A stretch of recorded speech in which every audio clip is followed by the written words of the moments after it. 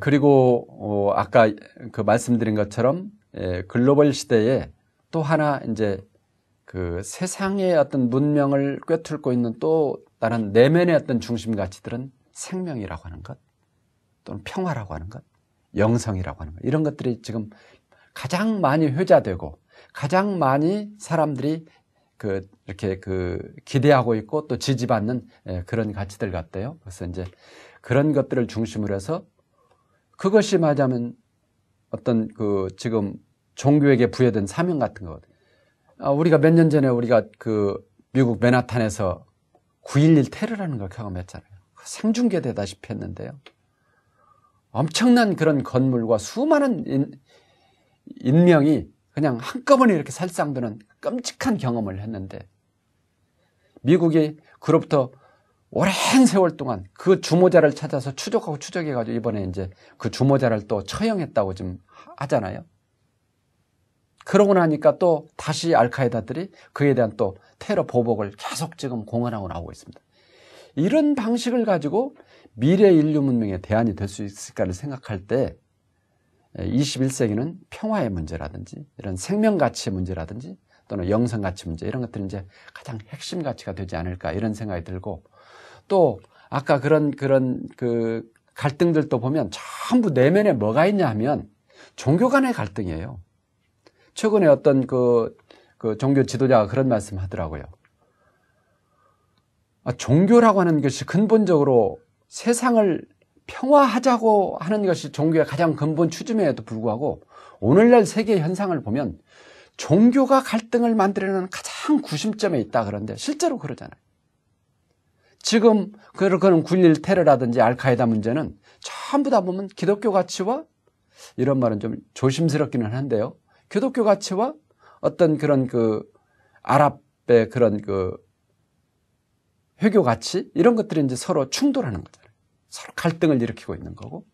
그래서 종교 간의 대화 협력의 문제라든지 또는 이런 것들을 통해서 새로운 인류 문명의 어떤 희망 찾기를 해나가는 것이 원불교 주세교단의 건설의 의미다, 이제 이런 생각이 들어집니다. 그리고 대자비교단 얘기가 나왔어요. 네 번째가 이제 대자비교단 얘기인데,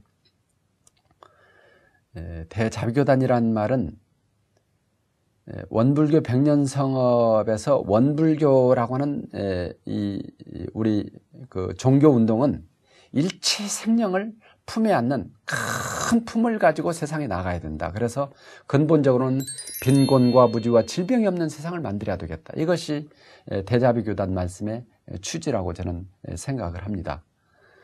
지금 세상은 엄청난 물질의 풍요와 편리를 누리고 있음에도 불구하고 인류 역사상 지금 세상과 같이 인류의 어떤 불평등, 차별이 심한 세상은 없는 것 같습니다. 과거보다도 훨씬 더 차별은 확대됐거든요. 그래서 한쪽에서는 엄청난 이런 그런 물질의 풍요와 이런 것들에 의해서 낭비가 심한 사회가 되는가 하면, 어느 한쪽에서는 그것이 없어가지고 생명을 부지하지 못하는 그런 이제 마음 아픈 일들이 전 세계적으로 좀 벌어지고 있습니다. 특히 아프리카 같은 경우가 대표적이죠. 제가 대산종사 다큐멘터리 때문에 아프리카를 최근에 한번 이렇게 다녀왔는데요. 아프리카의 스와질랜드라고 하는 나라를 가서 보니까요, 그 나라의 어린이들은 평균 수명이 전 세계 수명의 절반밖에 안 됩니다. 그래서 절반의 어린이들이, 10이면 5명의 어린이들이 어려서 이렇게 목숨을 잃는다고 그럽니다. 왜 그러냐 하면, 첫 번째는 먹는 물이 제대로 확보되지가 않고 있고요. 그 다음에 두 번째로는 먹을 거리가 제대로 없는 거예요. 그것이 너무 없어가지고, 물론 거기에 지금 우리 김혜심 교무님이라든지 아프리카에서 많은 교무님들이 활동을 하고 계시고, 또 모든 종교들이 아프리카에 많이 진출해서 그런 분들을 위한 여러 가지 형태의 구호운동이 벌어지고 있고 NGO 운동이 벌어지고 있지만, 실제로 가서 보면 참 역부족이에요. 이게 몇몇 사람이 이렇게 선한 의지만 가지고 해결될 수 있는 문제가 아니더라고요. 그래서 이게 참 앞으로 모든 종교와 또 이런 사회운동가들 또는 정치가들의 어떤 지혜와 역량이 모아져야 되겠다, 그런 생각을 이제 하고 왔습니다만은, 빈곤과 그리고 무지와 질병이 없는 세상을 이룩하는 것, 이것이 이제 대자비교단이 지향하는 가치가 되는 것이 아닌가 싶고요. 그것을 위해서 이제 은혜 심기 운동이라고 하는 이제 운동을 우리 교단이 그동안에 해왔는데, 구체적으로 이런 은혜 심기 운동을 통해서 은혜가 확산되는, 그래서 어렵고 소외된 이웃과 함께하고 차별과 원망이 없는 균등과 은혜의 문명 세상을 만들자, 이것이 대자비교단의 취지다, 이렇게 말씀을 드릴 수 있을 것 같습니다. 그 다음에 보은대불사 5번째인데요.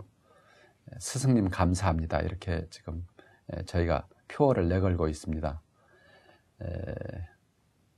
원불교 100년은 정말로 우리 대종사님께서 이 세상에 오심으로써 또 이와 같은 진리를 세상에 다시 밝혀주심으로 인해서 문명이 점차점차 그 불빛을 잃고 희미해져갈 무렵에 대종사님께서 오셔서 다시 그 등불을 켜주시고 그 법륜을 다시 굴려주신 거죠.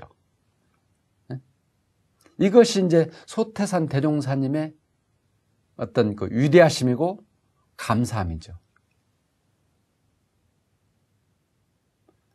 그리고 정산종사와 대산종사 또 구인선진을 비롯한 많은 선영께서 이와 같은 대종사님의 이 깨달음의 정신을 세상에 전함으로 인해서 원불교라고 하는 이런 종교 문명운동이 지금 벌어지고 있고, 이런 일들이야말로